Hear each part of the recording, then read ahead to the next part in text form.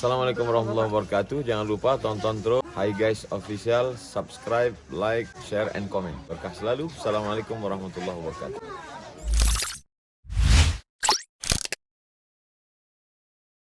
Alhamdulillah, salatu wassalamu ala rasulillah wa ala alihi wa ashabihi wa mawalah. Wa la hawla wa la quwata illa billah. Amma ba'd. Hadratal fadil, hadratal mukarramin, para tuan guru kita semua, Ustaz Abdul Somad, Ustaz Zaki, para asatid yang tidak dapat disebut satu persatu, Sahibul Bait, dan seluruh hadirin hadirat tamu panitia acara kita di Lombok dari Masjid Umat Bangkit. Barakallahu fikum jami'an.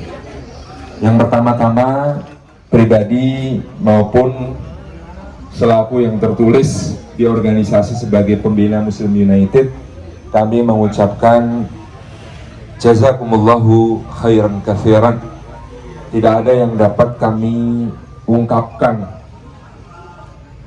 rasa terima kasih yang sangat luar biasa kepada segenap panitia yang telah berjibaku, bertungkus lumus, bekerja keras dengan segenap ikhtiar menghadapi berbagai aral, rintangan, dan kesulitan dari sejak dipersiapkan sampai pelaksanaan, dan alhamdulillah semua berjalan lancar. Maka kami menyampaikan sekali lagi jazakumullahu khairan katsiran. Kata anak muda, you rock guys.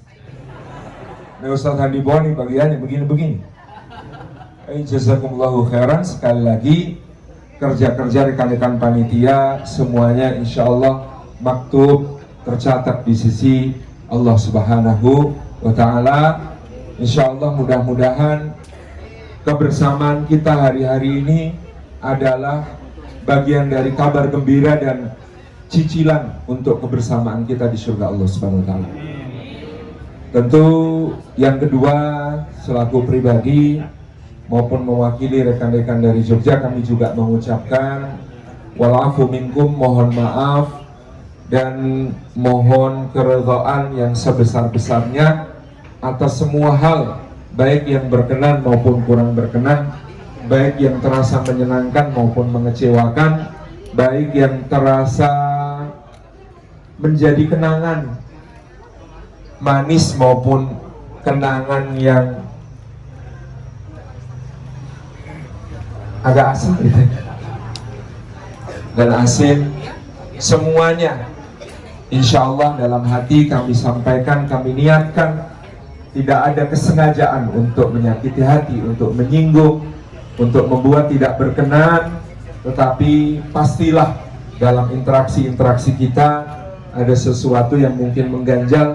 Kami mohon mudah-mudahan kita bisa saling memaafkan, kita saling bisa melapangkan dada.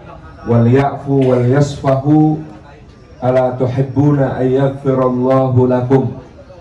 Maka mari berlapang dada dan saling memaafkan, karena kita suka, kita cinta kalau dengan sebab melapangkan dada kepada sesama, memaafkan sesama, maka Allah pun dengan ringan mengampuni dosa-dosa kita, insyaallah.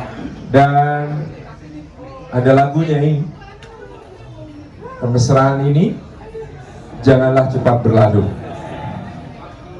Maka ke depan mudah-mudahan kita bisa terus bersyiar, bekerja sama, karena kalimat yang dicanangkan dari Masjid Umat Bangkit, seberapapun pencapaian Masjid Muslim United yang dinakodai oleh Mas Nanang, Mas Ali, Habib Ja'far, Mas Dio, dan kawan-kawan di Jogja, itu pun kita masih baru menapak di tapak pertama, tangga-tangga menuju dari Masjid Umat Bangkit, dari Masjid Umat Membangun Peradaban.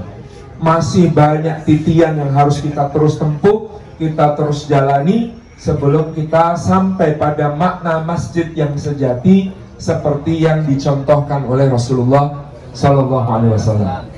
Di Lombok, kesuksesan besar membangun masjid sudah kita saksikan.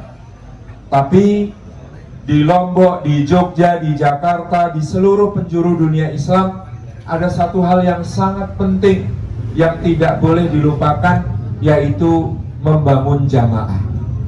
Kalau membangun masjid kita bisa menyediakan semen, bata, batu, pasir. Tapi kalau membangun jamaah kita menyediakan cinta, iman, ukhuwah, dan amal jama'i. Itu yang kita perlukan.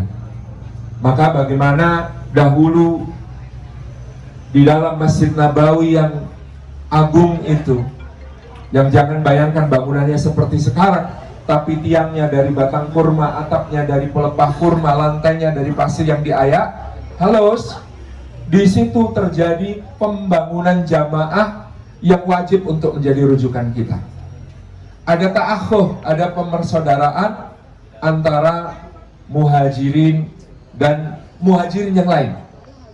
Ini sesama yang hijrah-hijrah, baik yang hijrahnya di Jogja maupun hijrahnya di Lombok, kita sudah bersaudara.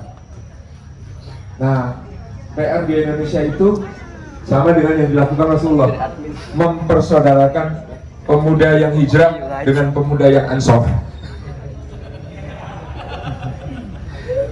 Itu masih menjadi PR kita, menjadi tugas-tugas besar kita ke depan. Jadi pemersaudaraan bukan hanya antara muhajirin dan ansor, didahului dengan antara muhajirin dengan muhajirin. Dan itu yang menghilangkan sekat-sekat, menghilangkan ganjalan-ganjalan, karena Abu Bakar As-Siddiq yang membebaskan Sayyidina Bilal bin Rabah dari perbudakan dipersaudarakan justru dengan Sayyidina Bilal. Sayyidina Umar bin Khattab yang besar, kekal, keras, perkasa itu, yang kalau sholat berjamaah jadi imam, kemudian memeriksa shaf, berkata sawu sufufakum, lalu bersin. Ada riwayat menyebut ketika beliau bersin seperti itu, makmum yang terjengkang 4 orang. Yang Sayyidina Umar itu ketika coba diminta oleh Sayyidina Muawiyah dan Abu Ubaidah bin Al-Jarrah di Syam untuk naik kuda, maka kakinya Sayyidina Umar itu nyaris menyentuh tanah. Jadi kalau setan takut itu agak wajar gitu ya, kepada Sayyidina. Itu dipersaudarakan dengan Sayyidina Abdullah bin Mas'ud yang ketika memanjat pohon kurma di Madinah, orang kemudian mentertawakan betis beliau yang kecil dan tampak lemah, sehingga Rasulullah sampai mengatakan, tuan-tuan menertawakan betisnya Ibnu Ummi Abdin, Abdullah bin Mas'ud, padahal betis itu di sisi Allah lebih berat nilainya daripada gunung Uhud.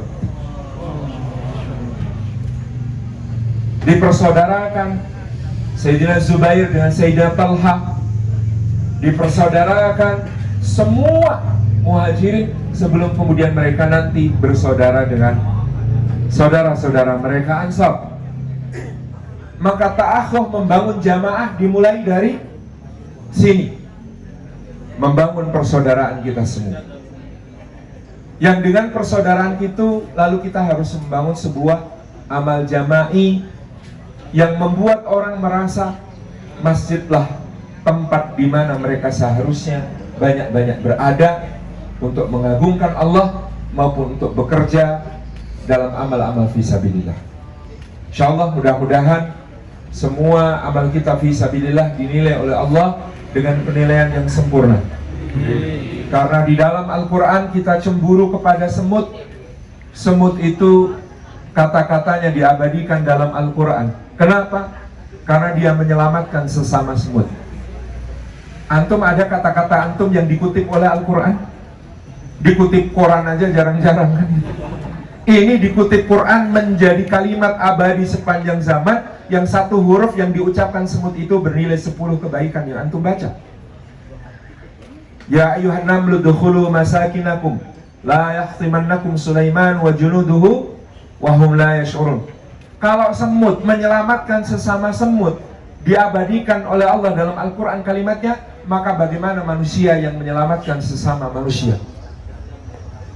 Kalau semut menyelamatkan sesama semut, yang diselamatkan hanya kehidupan dunianya, tapi manusia menyelamatkan manusia, dia tidak hanya menyelamatkan kehidupan dunianya, dia bisa menyelamatkan kehidupan akhiratnya. Dan itulah kenapa kita berada dalam satu ikatan Muslim United. Kita cemburu di dalam Al-Quran kepada Hudhud, perjalanannya, my love My Adventure. Diabadikan dalam Quran. Antum sudah traveling kemana saja yang traveling antum diabadikan sama Quran. Ada yang sudah mendaki Rinjani sampai bolak-balik. Sultan Diboni naik motor kemana-mana, tapi tetap gak diabadikan sama Quran. Soalnya naik motornya setelah Al-Quran selesai turun. Coba naik Qurannya sebelum Quran turun, Ustaz. Naik motornya sebelum Al-Quran turun, Ustaz. Maklum tadi malam kurang tidur, makan durian banyak pula.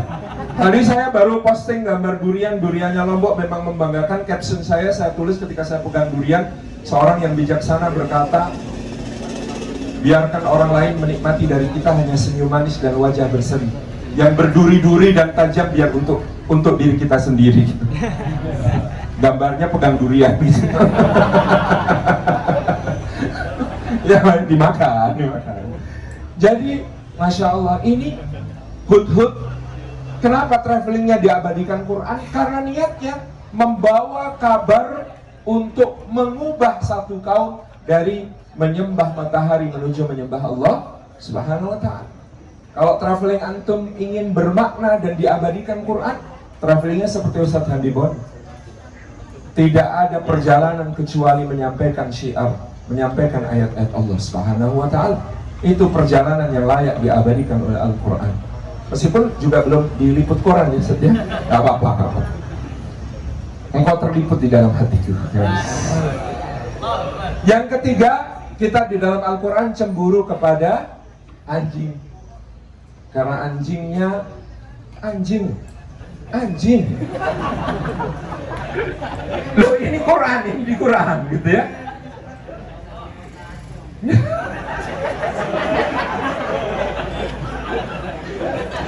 Rabiuhum kalbuhum, sadisuhum kalbuhum, wasaminuhum kalbuhum.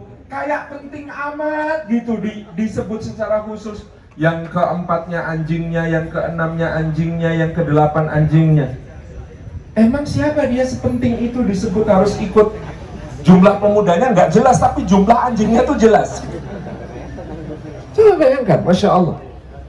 Kenapa anjing ini begitu pentingnya dan bahkan actionnya? Antum pernah julurin kaki lalu dimuat jadi headline? Nggak ada.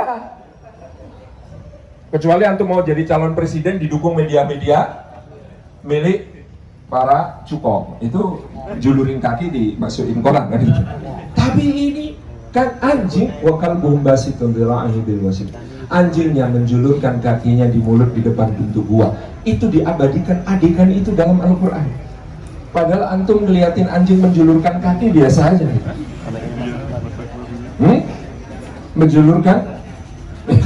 Menjulurkan kaki. Jadi itu diabadikan sama Quran. Antum mau terat aja males kan itu. Tapi ini diabadikan Quran. Kenapa? Kok menjulurkan kaki saja diabadikan Quran?